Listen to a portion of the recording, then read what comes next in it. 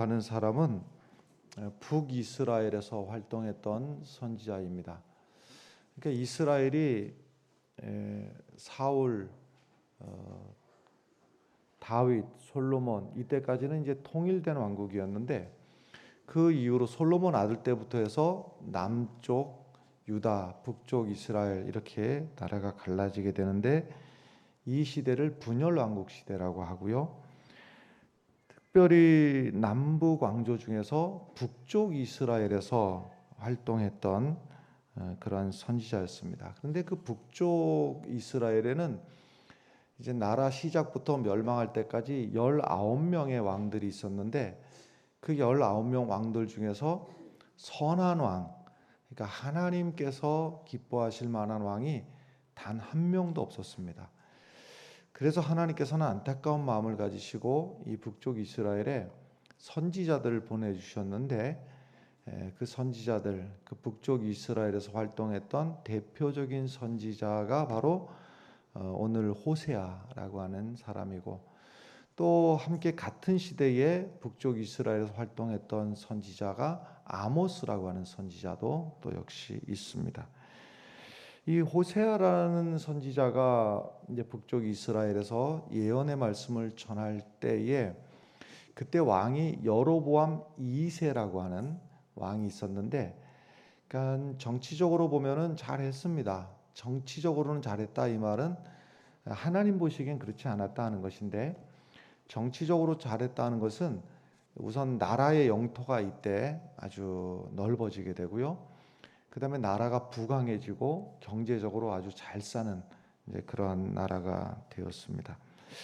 그랬던 때이지만은 하나님 앞에 아주 범죄하는, 그러니까 하나님을 떠나서 이방신을 섬기는 그 우상 숭배가 아주 창궐하던 시대가 바로 이때이기도 하고 그랬습니다.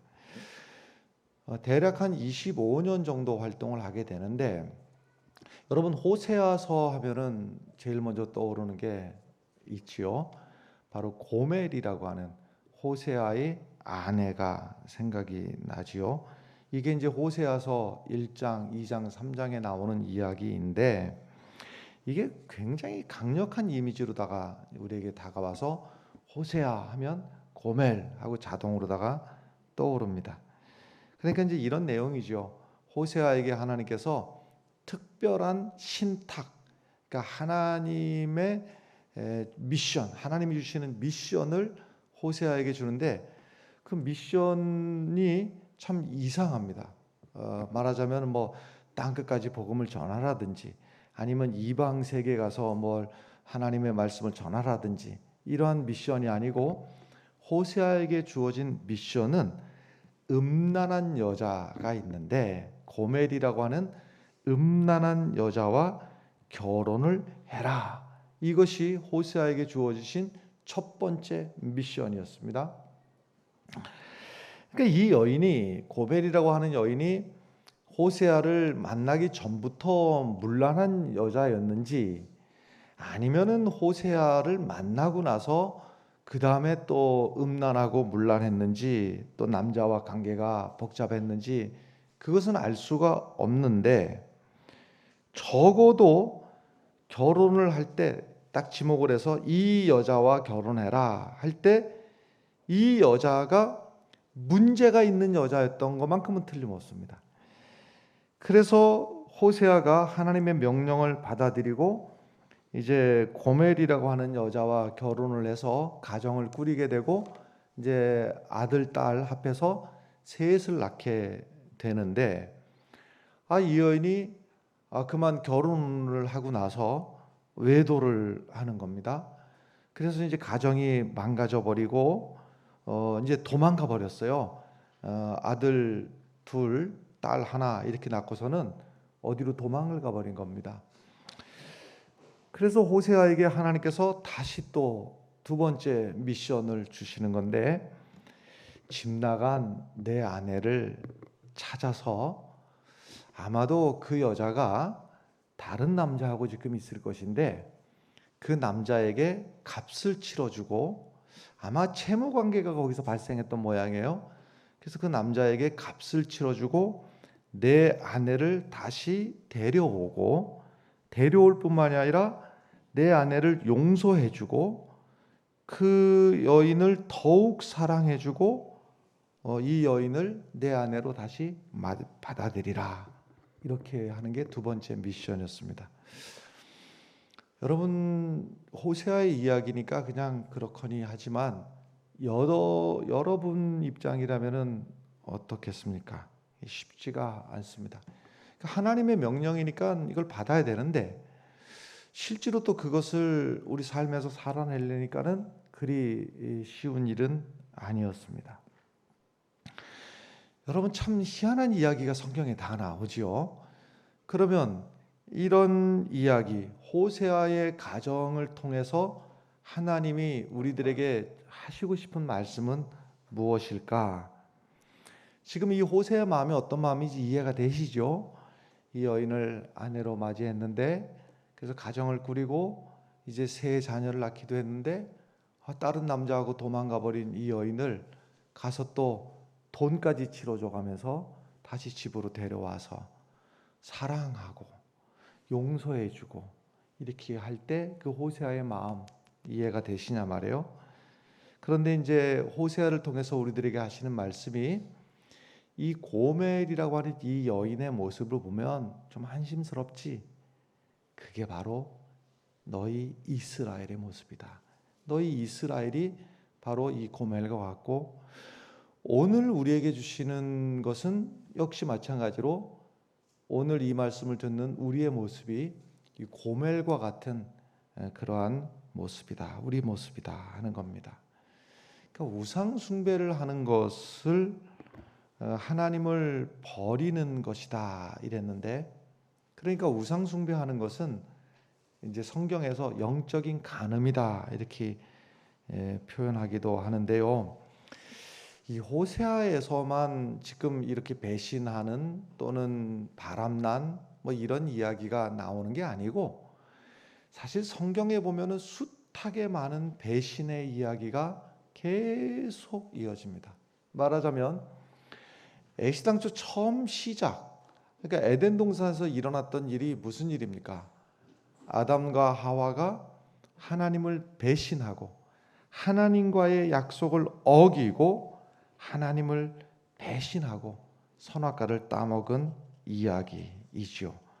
그런 하나님을 배신하는 이야기가 쭉 성경에 계속되지만은 하나님은 참으시고 용서하시고 인내하시고 그러시면서 하나님께서는 그 하나님을 버리려고 하는 이스라엘을 하나님께서는 다시 용서해 주시고 보듬어 주시면서 그들을 애굽에서는 건져 주시고 또 광야길을 함께 동행을 하시면서 그 광야에서 얼마나 참 많은 하나님을 아프게 하는 그런 일들이 있었습니까?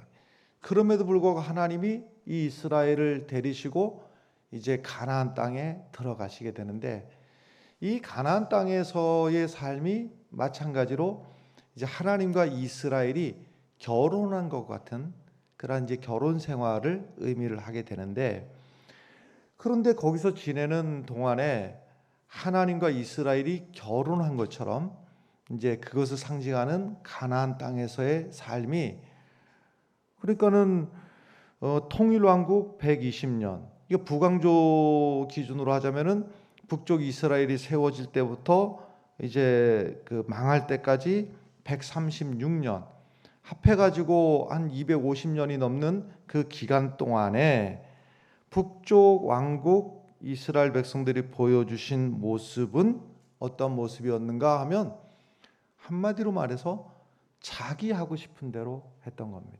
자기 하고 싶은 대로. 바로 고멜과 같은, 이 호세아서에 나오는 고멜과 같은 그러한 모습이었죠. 그 3장 1절 호세아서입니다. 호세아서 3장 1절의 말씀 보면 여호와께서 내게 이르시되 이스라엘 자손이 다른 신을 섬기고 건포도 과자를 즐길지라도 여호와가 그들을 사랑하나니 그랬습니다. 그러니까 지금 하나님의 이 마음이 호세아의 마음과 마찬가지예요. 그러니까 하나님께서 주신 명령을 호세아가 받고 이 음란한 여인 고멜을 받아들이고 다시 용서하고 또 다시 사랑하고 이렇게 하라고 할 때 이게 여러분 그냥 됐겠습니까? 그냥 된 일이 아니라 마음이 무척 괴로웠을 겁니다. 하나님의 말씀대로 하긴 하는데 마음이 무척 괴로웠을 거예요.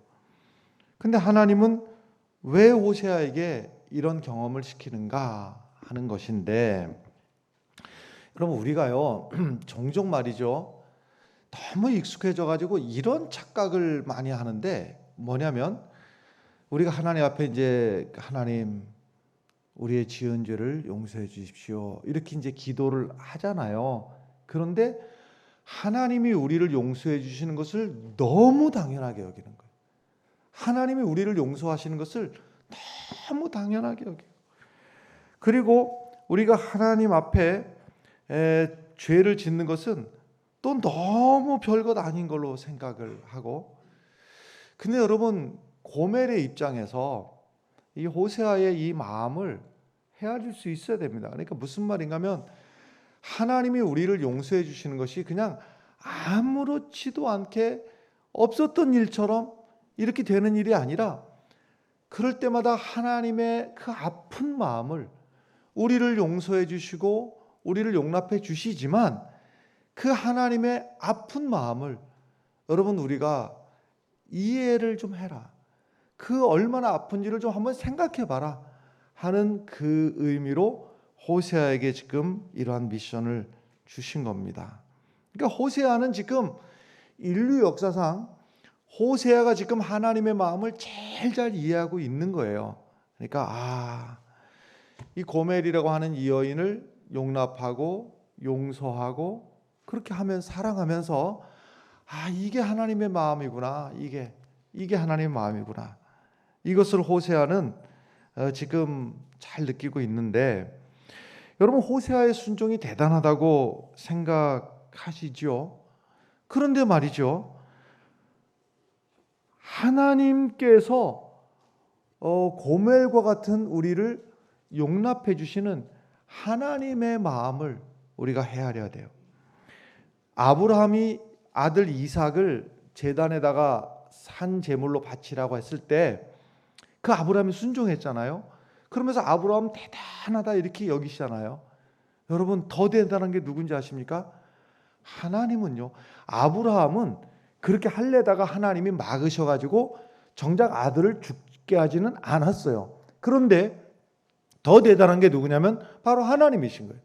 하나님은 그 아들 예수 그리스도를 우리 인류를 구원하시기 위한 십자가의 제단에 직접 죽게 하시고 피를 흘리게 하시고 그 숨통이 끊어지게 하신 분이 바로 하나님이시라는 거예요. 이것이 저절로 된 일이 아니라 그 예수 그리스도가 십자가에서 설교하던 그때에 하나님이 흘리셨을 피의 눈물이 얼마나 아프셨을까를 우리가 생각해 볼 필요가 있다라고 하는 겁니다. 호세아가 고멜을 용서한 것이 대단한 일이지만 하나님은 숱하게 우리를 또 용납해 주시고 또 용서해 주시고 또 참아 주시고 또 우리를 보듬어 주시는 그 하나님의 은혜를 이 호세아를 통해서 우리가 하나님의 그 마음을 헤아리시는 그런 성도들이 되시기를 바랍니다. 호세아서 6장 7절의 말씀 보면 이렇습니다. 그들은 아담처럼 언약을 어기고 거기에서 나를 반역하였느니라. 어디에서부터인가 하면 아담부터 시작된 죄입니다. 아담부터 시작됐던 죄. 그게 무슨 죄인가 하면 내 중심으로 살고자 하는 거예요. 내 중심으로. 내 마음대로, 내 하고 싶은 대로 살고 싶다고 하는 것이죠. 탕자라고 불렸던 둘째 아들의 이야기가 마가복음에 나오지 않습니까? 그런데 이 둘째 아들이 꿈꿨던 게 뭡니까? 이 둘째 아들이 바랬던 것은요, 아버지에게 내가 필요한 것은 얻어내고, 말하자면 아버지에게서 돈은 받아내고 내 삶은 내가 원하는 대로 아버지의 잔소리는 듣지 않고 아버지에게서는 돈은 받아내고 아버지의 잔소리는 없는 곳으로 가서 사는 것, 이것이 이 둘째 아들, 탕자라고 하는 둘째 아들의 완전히 꿈 같은 세상이었습니다. 여러분, 우리가 하나님을 이렇게 우리가 대하지가 않는가? 하나님에게서 우리가 필요한 것, 하나님 이것도 해주십시오, 저것도 도와주십시오 하면서 하나님으로부터 간섭이 없고 하나님의 말씀으로부터 자유롭게 내 마음대로 살고 싶은 것, 그 결과가 무엇인가 하면 그 둘째 아들, 탕자라고 한 둘째 아들이 아버지에게서 돈은 받아내고 내 마음대로 살고 싶었던 결과가 무엇인가 하면 쥐엄 열매를 먹고 싶으나 그것을 주는 자가 없어서 굶주리는 모습이 아버지를 떠난 탕자의 모습이었습니다. 내 마음대로, 내 중심대로 살면은 그것이 자유할 것 같고 그것이 참 좋을 것 같지만 그 마지막은, 하나님을 떠나서 내 마음대로 사는 그 삶의 마지막은 엉망진창이요, 후회요, 그리고 잘못된 인생이라고 하는 것입니다. 여러분, 어디가 문제인가 하면 하나님과의 관계가 단절이 되면 모든 것으로부터 실패할 수밖에 없다라고 하는 겁니다. 이 집 나간 둘째 아들의 문제가 무엇인가? 아버지와의 관계가 단절이 되고 나니까 그 물질도 그에게 영원한 행복이 되지를 못하고 친구도 그에게 영원한 의지할 것이 되지 못하고 오히려 후에 막심한 삶을 살게 되었다고 하는 겁니다. 제가 중고등학교 다닐 때 정확하게 몇 학년일지는 모르겠으나 그때 이제 신학대학을 다니는 초보 전도사님, 사실 생각해 보면 신학대학 입학한 학생을 교회에서는 이제 학생들을 가르치는 전도사님이라 이렇게 지칭합니다마는 그가 얼마나 많은 신학적인 이해가 있었을까 하는 생각도 드는데 잊혀지지 않는 말이 있어요. 그게 무엇이냐면 그것도 이제 저는 학생 신분의 그 전도사님이 성경 공부 들어와서는 첫 번째 한 얘기가 이 얘기였어요. 나는 예수 믿은 것을 후회한다. 이게 전도사님이 중고등학생들 앉혀놓고 첫 번 미팅을 하는 그 성경 공부 시간에 한 얘기가 나는 예수 믿은 것을 후회한다. 깜짝 놀랐죠. 참 결과적으로다가 집에 가서 아이들이 부모님들한테 그 얘기를 그대로 옮겨가지고 그 전도사님 일주일 만에 쫓겨갔어요. 그런데 하여튼 그 요지는 이렇습니다. 이제 학생들이 질문하죠. 왜 후회합니까? 내가 하고 싶은 대로 다 살다가 내가 하고 싶은 대로 살고 내가 그냥 내 마음대로 자유롭게 살다가 마지막 구원은 받아야 되니까 죽기 일보 직전에 할렐루야 아멘 꼴까닥 하고 죽으면 참 좋을 뻔했는데 너무 일찍 예수를 믿어놔가지고 이것도 못하고 저것도 못하고 내가 이렇게 부자유한 삶을 살으니 나는 예수 믿은 것을 후회한다라는 것이었어요. 여러분, 하나는 알고 둘은 모르는 것인데 이 얘기는 무엇인가 하면 예수 믿기 전의 삶이 더 자유하고 좋았고 예수 믿은 다음에는 이것도 못하고 저것도 못하고 너무나 내가 구속된 삶을 살아서 불편하고 안 좋아, 이 얘기지요. 이 얘기는 무슨 말씀이냐면 예수 그리스도를 만난 기쁨이 그 안에 없기 때문에 하는 소리입니다. 예수 믿는 기쁨이 그 안에 있는 사람은 뭐라고 얘기를 해야 되는가 하면 반대로 얘기를 해야 됩니다. 내가 진작에 예수를 알았더라면, 진작에 내가 구원을 받았더라면, 진작에 내가 예수 믿는 사람이 되었더라면 얼마나 좋았을까. 예수 믿고 자유하고 예수 믿고 내 마음이 기쁘고 예수 믿고 내 마음이 이렇게 넓어지고 좋은데 내가 왜 진작 예수를 몰랐을까. 할렐루야. 이것이 바로 우리의 고백이 되기를 바랍니다. 여러분, 이 아담 이후로다가 우리가 살아간다고 하는 것이요, 우리가 모든 사람들의 마음은 그렇습니다. 여러분, 이거는 누구도 마찬가지인데, 예수를 알든 모르든 여러분, 싸우고 살고 싶습니까? 화해하고 살고 싶습니까? 미워하며 살고 싶습니까? 원수 맺으며 살고 싶습니까? 이거 모든 사람의 바람이요. 아니, 이거 예수 안 믿는 사람도 그런 거예요. 바람은 나도 화해하고 용서하고 용납하고 통 넓게 이렇게 살고 싶은 거예요. 그런데 그게 안 되지요. 왜 안 되는가 하면 우리 안에 이 죄로 말미암아서 우리가 다 가시 같은 것을 가지고 있어가지고요, 다 그냥 툭 건드리기만 하면 이기적이고 그 치료받지 못한 내 죄의 품성들이 불쑥불쑥 가시로 튀어나오니까 나도 모르는 사이에 너를 찌르고, 또 너도 그럴 의도가 없었는데 나를 찌르고, 이러고 서로 상처를 주고 상처를 받으면서, 그리고 또 미워하고 원망하면서 안 그러고 싶은데 내 본성이 내 안에서 죄의 가시가 불쑥불쑥 나와가지고 서로를 찌르면서 또 살아가는 거예요. 그러는 와중에서도 서로를 경쟁 상대로 여기고 서로를 질투하고 때로는 분노와 폭력과 살인으로 죽여서라도 내가 얻어야 될 것을 얻어야 되고, 또 내가 얻었다 손치더라도 누군가는 이것을 또 내가 그랬던 것처럼 나를 치고 이것을 빼앗아 갈까봐 벌벌 떨며 살아가는 것, 이것이 세상의 보편적인 삶의 모습인 겁니다.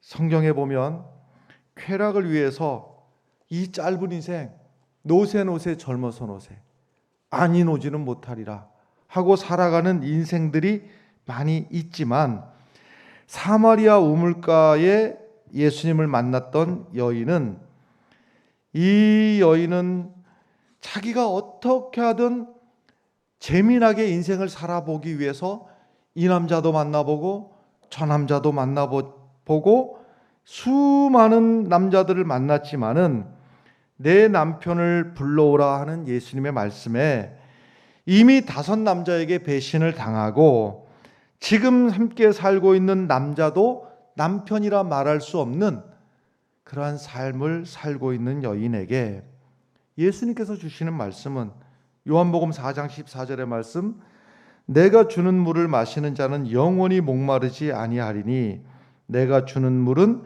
그 속에서 영생하도록 솟아나는 샘물이 되리라 그랬습니다. 그러니까 호세아의 아내도 비슷한 삶을 살았던 겁니다.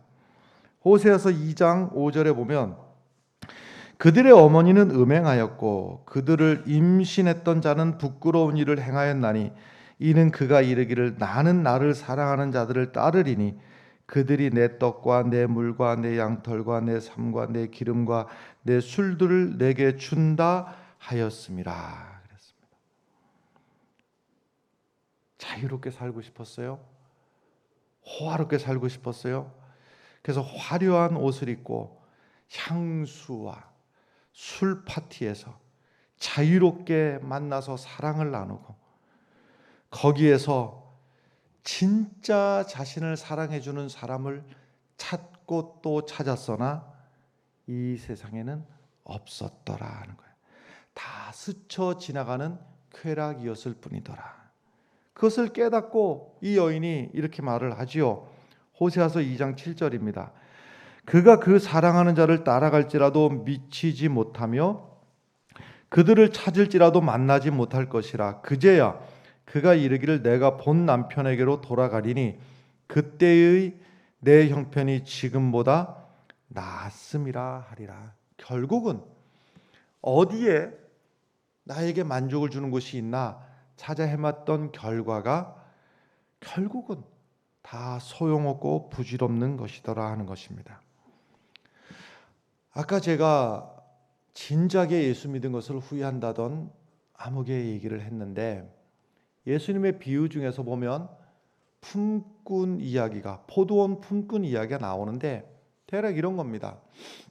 어떤 사람은 아침 9시에 아침 6시부터인가요?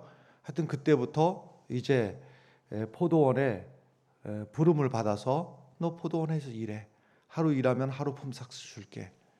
또 어떤 사람은 9시에 좀 늦었으나 이제라도 와서 포도원에서 일해. 또 어떤 사람은 이제 점심 나절에 너도 와서 일해. 마지막 일이 종료될 해 저물기 1시간 전에 너도 와서 일해. 그랬더니 그 1시간 남기고 일했던 사람에게 하루 품삯을 주니까 아침 일찍 왔었던 사람들은 1시간만 일해도 하루 품삯을 주는데 나에게는 더 많은 것을 줄까? 기대를 했는데 주인은 똑같이 다 하루 품삯을 주었어요. 그러니까 무슨 일이 일어납니까? 일찍 왔던 사람 불평하기 시작합니다. 아니, 왜 나는 아침부터 와서 일했는데 이렇게 나에게 똑같이 하루 품삯을 주는가? 여러분, 어찌 보면 아까 말했던 그 철없는 전도사님 이야기 같지 않습니까? 내가 이럴 줄 알았으면 아침 일찍부터 와서 일할 것이 아니라 저녁에 하루 끝나기 직전에 와서 나도 와서 일했으면은 나도 좋았을 걸. 여러분 어떻게 생각하십니까? 여러분 어느 쪽에 서실랍니까?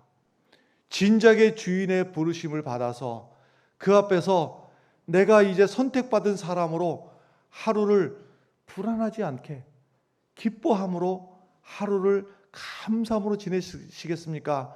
아니면 하루 종일 오늘 나는 어디서 선택받지도 못하고 나는 오늘 어디서 쓰임받지도 못하고 나는 버림받은 인생으로 불안하게 하루를 살다가 간신히 숨 넘어가기 직전에 1시간 전에 부름을 받은 그러한 품꾼이 되기를 원하십니까?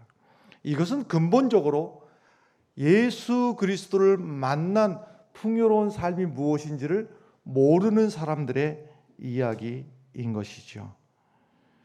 이 호세아서에 보면요, 하나님이 화가 잔뜩 나신 이제 그런 장면들이 많이 나오는데 두 가지입니다. 우선 하나는 진리는요, 비진리에 대해서 분노하게 되어 있고 사실은 거짓에 대해서 분노하게 되어 있습니다. 그런데 더 화가 나는 게 무엇인가 하면 사람들이요, 비진리를 진리라고 하고 진리를 비진리라고 여기는 것이 더 화가 나는 일이더라 이 말입니다.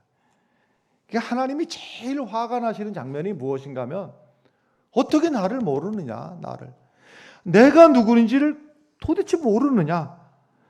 호세아서 4장 1절의 말씀, 이스라엘 자손들아 여호와의 말씀을 들으라. 여호와께서 이 땅 주민과 논쟁하시나니 이 땅에는 진실도 없고 인애도 없고 하나님을 아는 지식도 없고. 아니, 적어도 이스라엘 백성이라면, 적어도 믿음의 사람이라면 하나님이 어떤 분인지를 알고, 이게 하나님이 답답해 하시는 것이 내 마음을 아직도 모르느냐 하는 겁니다. 호세아서 4장 6절의 말씀, 내 백성이 지식이 없으므로 망하는도다. 내가 지식을 버렸으니 나도 너를 버려 내 제사장이 되지 못하게 할 것이요, 내가 내 하나님의 율법을 잊었으니 나도 내 자녀들을 잊어버리리라 그랬습니다. 하나님을 아는 지식이 없다. 이것은 좀 일과 하나님은 위대하신 분이고 이과 하나님은 전지전능하신 분이고 이 얘기가 아니에요. 하나님과 더불어 살면서 하나님이 어떤 분인지를 삶 속에서 알아가는 것을 말하는 겁니다. 호세아서 8장 12절의 말씀, 내가 그를 위하여 내 율법을 만 가지로 기록하였으나 그들은 이상한 것으로 여기도다. 8장 13절, 그들이 내게 고기를 제물로 드리고 먹을지라도 여호와는 그것을 기뻐하지 아니하고 이제 그들의 죄악을 기억하여 그 죄를 벌하리니 그들은 애굽으로 다시 돌아가리라. 지금 하나님께서 호세아가 고멜에 대해서 느끼는 것처럼 하나님께서도 지금 화가 나셔서 이 백성이 내 백성이 아니고 다시 돌아가야 되겠다 했던 탄식의 말까지 하시는 겁니다. 호세아서 6장 3절, 그러므로 우리가 여호와를 알자. 힘써 여호와를 알자. 6장 6절. 나는 인애를 원하고 제사를 원하지 아니하며 번제보다 하나님을 아는 것을 원하노라. 여기서 알다라는 단어가 참 중요한데요. 히브리어로다가는 야다입니다. 이 야다는 사귐이에요. 하나님과의 사귐을 통해서, 하나님과의 경험을 통해서, 그러니까 우리가 형식적으로 습관적으로 드리는 예배에서는 이 하나님을 알 수가 없어요. 이 하나님을 아는 것은 우리의 삶에서, 삶을 통해서, 우리 머리로다가 하나님은 우주 만물을 창조하신 분이다, 머리로 아는 것이 아니라 내 삶 속에서 하나님의 말씀에 순종해보고 적은 것부터 해보고. 여러분, 때로는요, 하나님의 말씀을 숱하게 우리가 읽기도 하고 듣기도 하고 그러지 않습니까? 그러던 중에 내게 어느 순간에 어떤 말씀이 탁 마치 송곳처럼 내게 감동이 되는 말씀들이 있어요. 그런가 하면 기도 중에요. 기도는 대화라고 하는데요. 대화는 주고받는 것이 대화인데 하나님 앞에 주여 주여 이것도 해놓으시고 저것도 해놓으시고, 보통 우리가 이렇게 기도하죠. 그러던 중에 하나님이 내게 주시는 성령의 감동으로 주시는 말씀이 있어요. 아, 그래야 되겠다. 그렇게 한번 해봐야 되겠다. 그러자. 그리고 그것은 하지 말아야 되겠다. 이 성령의 말씀을 통해서, 기도를 통해서 우리에게 감동을 주실 때 그 감동을 멸시하지 마시기 바라요. 그것을 소홀히 여기지 마시기 바라요. 하나님의 말씀이 내게 탁 찔렸을 때, 기도하던 중에 하나님께서 내게 주시는 감동이 있을 때 그 성령의 감동을 멸시하지 않고 살아보시기 바라요. 그 삶을 통해서, 성령의 인도하심을 따라 삶을 통해서 경험되어지는 하나님, 여러분, 남의 하나님 믿지 마시기 바라요. 내 하나님, 나의 하나님을 믿으시기를 바랍니다. 야곱이 그랬습니다. 그렇게 나는 너의 하나님이라고 해도 하나님에 대해서 아브라함이 하나님이요 이삭의 하나님이라고 고백할 때 야곱은 여전히 내 힘 가지고 노력하고 넘어지고 쓰러지는 삶을 살다가 인생의 말년에서야 겪을 거 다 겪어보고 나서, 아, 그 하나님이 나의 하나님이구나. 아브라함의 하나님이요 이삭의 하나님이요 그 다음에 나의 하나님이시다. 이 고백이 되어질 때 그 삶에 하나님이 주인이 되었던 것처럼, 여러분, 남의 하나님이 아니라 나의 하나님이 경험되어지길 바랍니다. 성령의 말씀 가운데, 기도 가운데 내게 감동을 주실 때 멸시하지 마시고 지나가지 마시고 그대로 한번 살아보시길 바라요. 적은 것부터. 여러분, 순종하던 훈련이 되어야지 순종할 수 있고, 이기는 훈련이 되어야지 이길 수가 있습니다. 순종이 우리의 삶의 기본이 되기를 바라고, 승리가 우리의 삶의 기준이 되기를 바랍니다. 기도하겠습니다. 하나님 아버지, 하나님을 알기를 원하노라. 주님의 말씀을 소홀히 듣지 않고 하나님을 우리의 삶 속에서 알아갈 수 있도록 하나님의 말씀으로 살아가고 주의 감동으로 살게 하여 주시옵소서. 예수님 이름으로 기도하옵나이다. 아멘.